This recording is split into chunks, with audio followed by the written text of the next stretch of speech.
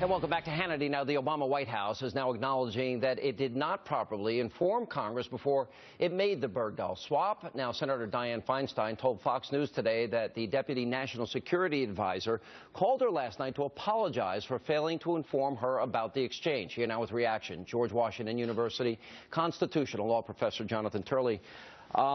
You said it was illegal. You also said that we are at a constitutional tipping point, that this is basically standard fare for this administration. Explain. Well, unfortunately, Sean, this has become something of a mantra from this administration, that the president has decided that he would not comply with federal law.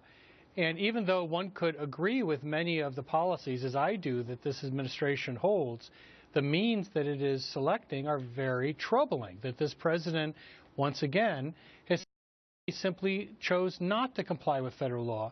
But more importantly, the administration is all over the boards on this. You know, as this story has been unfolding, we've heard various justifications and rationales for the failure to comply, including a bizarre argument that they did comply with the notification law by not notifying Congress. And that was a bit hard to get one's mind around. Yeah, you know, we do have co-equal branches of government, separation of powers. You teach this regularly. You agree with the president politically. For you to say that we are at a tipping point constitutionally, now I agree with you. What does that mean, considering our Constitution is our rule of law, and they're ignoring it?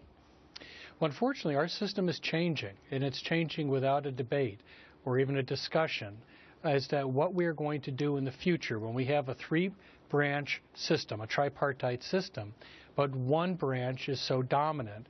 What's emerging is an imperial presidency, an uber presidency, as I've called it, where the president can act unilaterally. This is only the latest example of that. What's troubling is that we have a system that has been stable precisely because these are limited and shared powers.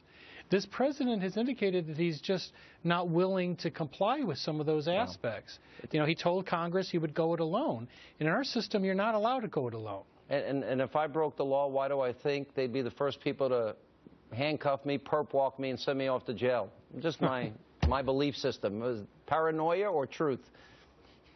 Well, I think that the biggest problem we have is that the system itself, if we have a dominant branch, simply begins to shut down in terms of the safeguards.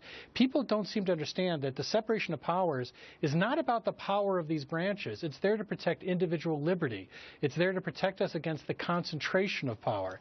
That's what's occurring here. I said it before that Barack Obama is really the president Richard Nixon always wanted to be. You know, he's been allowed to act unilaterally in a way that we fought for so many decades. I hope people are listening, Professor. Thank you, as always, for your insight and your honesty. We appreciate it.